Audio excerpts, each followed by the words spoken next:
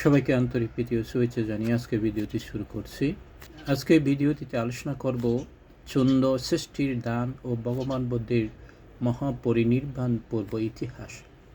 আলোচনায় যাওয়ার আগে যারা আমার চ্যানেলে নতুন তারা অনুগ্রহ করে চ্যানেলটি সাবস্ক্রাইব করুন এবং পাশের বেল বাটনটি ক্লিক করে অল নোটিফিকেশন অন করে রাখুন। চলুন আলোচনা করা যাক। বৌদ্ধ ধর্মের ইতিহাসে কতিপয় স্থান রয়েছে যেগুলি কেবল ভৌগোলিক অবস্থানের জন্য নয়, বরং ধর্মীয়, নৈতিক ও দার্শনিক তাৎপর্যের কারণে চিরস্মরণীয় হয়ে আছে। বাবা তেমনই এক পবিত্র স্থান। এই স্থানটি ভগবান গৌতম বুদ্ধের জীবনের শেষ অধ্যায়ের সঙ্গে গভীরভাবে সম্পর্কিত। তথাগত এই মহাপরিনির্বাণের পূর্ব দিনে সংঘটিত ঘটনাবলীর অন্যতম প্রধান কেন্দ্র এই বাবা। এখানে সংঘটিত চন্দ সৃষ্টির দান, শুকর মদ্যপ গ্রহণ, রক্ত আমাশয় রোগের উৎপত্তি এবং তৎসঙ্গে ভগবানের কুশিনারা গমন এইসব বৌদ্ধ ধর্মের ইতিহাসে অনন্য দৃষ্টান্ত। বাবা আমাদের শেখায় যে দানের মাহাত্ম্য, উদ্দেশ্যের পবিত্রতা, অনিত্যতার সত্য এবং তথাগত এর অতুলনীয় করুণা ও সহনশীলতা।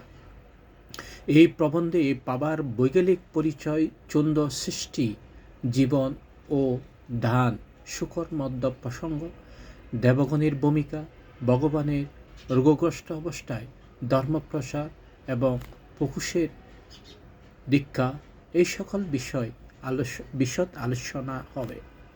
প্রাচীন ভারতে মল্ল রাজ্যের অন্তর্গত একটি গুরুত্বপূর্ণ নগরী ছিল পাবা। বৌদ্ধ সাহিত্যে এই স্থানে উল্লেখ বিশেষভাবে পাওয়া যায় মহাপরিনির্বাণ সূত্রে। ভগবান বর্তমান ভৌগোলিক পরিমণ্ডলে পাবা পরিচিত পদর্বন নামে। এটি গোরক্ষপুর নগরীর থেকে প্রায় 40 মাইল উত্তর পূর্ব দিকে এবং গণ্ডক নদীর প্রায় 12 মাইল পশ্চিমে অবস্থিত। এই অঞ্চলটি প্রাচীনকালে সমৃদ্ধ, উর্বর ও জনবহুল। বাণিজ্য ও কারুশিল্পের বিকাশ এখানে উল্লেখযোগ্য ছিল। বিশেষত স্বর্ণকার সম্প্রদায়ের বহু ধনাঢ্য ব্যক্তি এখানে বাস করতেন। তাদের মধ্যে অন্যতম ছিলেন ধনকুবের শ্রেষ্ঠীচন্দ। আধুনিককালে এখানে রেলওয়ে স্টেশন স্থাপিত হওয়ায় স্থানটির ঐতিহাসিক পরিচিতি আরও সুস্পষ্ট হয়েছে। চন্দ ছিলেন চন্দ্রাকার বংশীয় এক মহাধনী সৃষ্টি, কিন্তু তার প্রকৃত মহত্ব কেবল ঐশ্বর্যে নয়, বরং তার ধর্মানুরাগ, দানশীলতা ও প্রজ্ঞায় নিহিত। ভগবান গৌতম বুদ্ধের সঙ্গে তার প্রথম দর্শনে তিনি গভীরভাবে প্রভাবিত হন এবং শ্রোতাপন্ন হন। বৌদ্ধ ধর্মের শ্রোতাপন্ন হওয়া মানেই হল মুক্তির পথে অবধারিতভাবে প্রবেশ করা। শ্রোতাপন্ন হওয়ার পর চন্দের জীবনে আমূল পরিবর্তন আছে। তিনি কেবল গৃহস্থ জীবনে সুখে আবদ্ধ থাকেননি, বরং ধর্মচর্চা ও দানকর্মকে জীবনের প্রধান লক্ষ্য হিসেবে গ্রহণ করেন। তিনি তার স্বীয় আম্রকাননে একটি বিহার নির্মাণ করান এবং তা ভগবান বুদ্ধ ও ভিক্ষু সংঘের উদ্দেশ্যে দান করেন। এই বিহার পাবার ধর্মীয় জীবনের কেন্দ্রস্থলে পরিণত হয়। বৌদ্ধ দর্শনে দান বা দানপারমিতা অত্যন্ত গুরুত্বপূর্ণ একটি নৈতিক অনুশীলন। দান কেবল বস্তু দান নয়, এটি লোভ, ত্যাগ, অহংকার বিনাশ এবং করুণা বিকাশের এক মাধ্যম। চন্দ সৃষ্টির দান এই পারমিতার এক উৎকৃষ্ট নিদর্শন।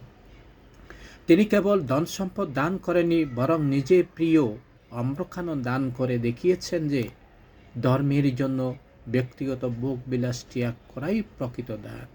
এই দানের মাধ্যমে তিনি নিজেকে কেবল আর্য শ্রাবক হিসেবেই নয়, বরং আদর্শ গৃহস্থ হিসেবে প্রতিষ্ঠিত করেছেন। ভগবান গৌতম বুদ্ধ যখন 80 বছরে উপনীত হন, তখন তিনি শারীরিকভাবে নানা ব্যাধিতে জর্জরিত ছিলেন। তথাপি তিনি ধর্মপ্রসার ও শিষ্যদের শিক্ষাদানে বিরাম দেননি। পরিনির্বাণের পূর্বদিন তিনি ভিক্ষু সংঘের সমব্যবহারে পাবায় আগমন করেন। এই আগমন কেবল একটি যাত্রা ছিল না, এটি ছিল ভগবানের জীবনের শেষ অধ্যায় সূচনা। বাবাই এসে তিনি আবারও প্রমাণ করেন যে তথাগত শেষ মুহূর্ত পর্যন্ত জীবের কল্যাণে ব্রতী ছিলেন। ভগবানের আগমনের সংবাদ পেয়ে সুন্দর সৃষ্টি পরম আনন্দে অভিভূত হন। তিনি উপলব্ধি করেন যে এই সুযোগ হয়তো জীবনে আর আসবে না, তাই তিনি ভিক্ষু সংঘ সহ ভগবানকে স্বীয় আলয়ে পিণ্ড গ্রহণের জন্য আমন্ত্রণ জানান। এই আমন্ত্রণ নিছক সামাজিক কর্তব্য ছিল না, বরং তা ছিল গভীর স্নেহ, শ্রদ্ধা ও ভক্তির বহিঃপ্রকাশ। চন্দ্র ভগবানকে কেবল ধর্মগুরু হিসেবে নয়, বরং পিতৃসমূহ স্নেহের গ্রহণ করেছিলেন। চন্দ্র ভগবানের শারীরিক দুর্বলতার কথা চিন্তা করে বিশেষ খাদ্য প্রস্তুত করান, যার নাম শুকর মদ্যপ। তার উদ্দেশ্য ছিল ভগবানের নিকট যেন রক্তামশায় রোগ না হয়, আর রোগ হলেও যেন তা অধিক কষ্টকর না হয়। শুকর মদ্যপের প্রকৃতি নিয়ে বহু বিতর্ক রয়েছে। কেউ বলেন এটি ছিল কোমল শূকরের মাংস, কেউ বলেন এটি শূকর প্রিয় এক প্রকার উদ্ভিদজাত খাদ্য।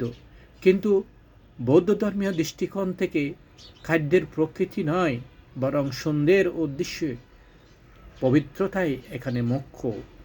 বৌদ্ধ গ্রন্থ অনুসারে দেবগণ তাদের দিব্যজ্ঞানে অবগত ছিলেন যে এই আহারই হবে ভগবান বুদ্ধের শেষ আহার।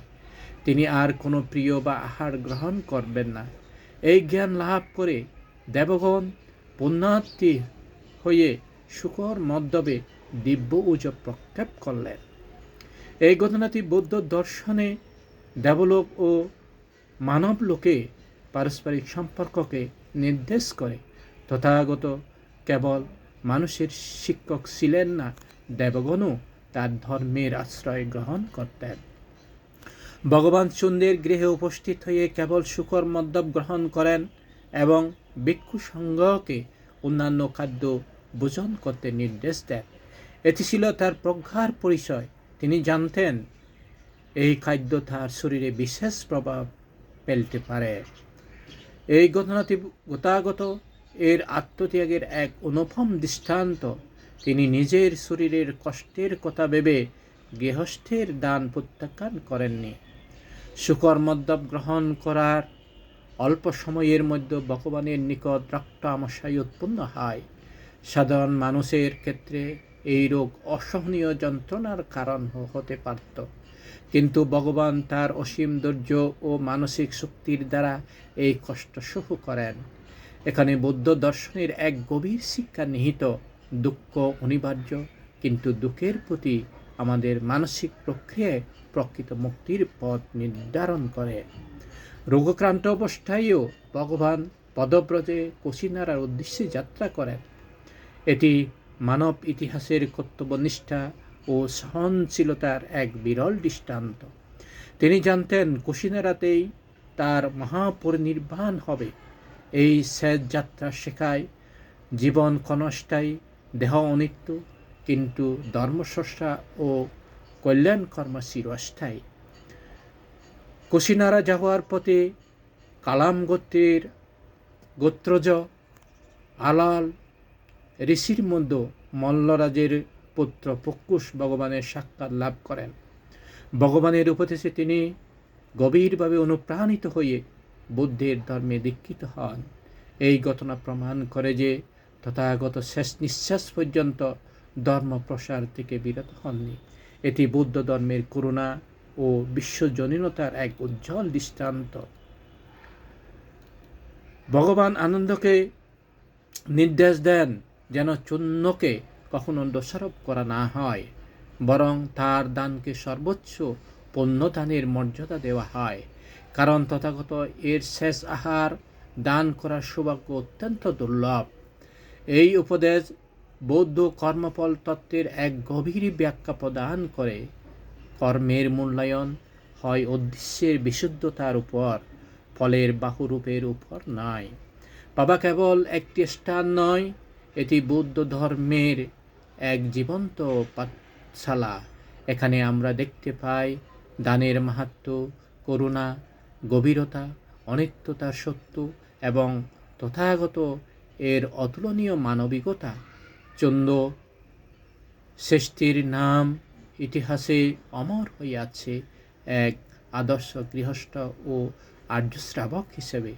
আর বাবা আজও স্মরণ করিয়ে দেয়, জীবন ক্ষণস্থায়ী, কিন্তু সৎকর্ম ও বিশুদ্ধ চিত্ত স্থায়ী। তো পরিশেষে আবারও বলবো, নিত্য নতুন ভিডিও পেতে অনুগ্রহ করে চ্যানেলটি সাবস্ক্রাইব করুন এবং পাশের বেল বাটনটি ক্লিক করে অল নোটিফিকেশন অন করে রাখুন। সবাই ভালো থাকুন, সুস্থ থাকুন, এই কামনা করে আজকের মতো আলোচনা এখানে শেষ করলাম।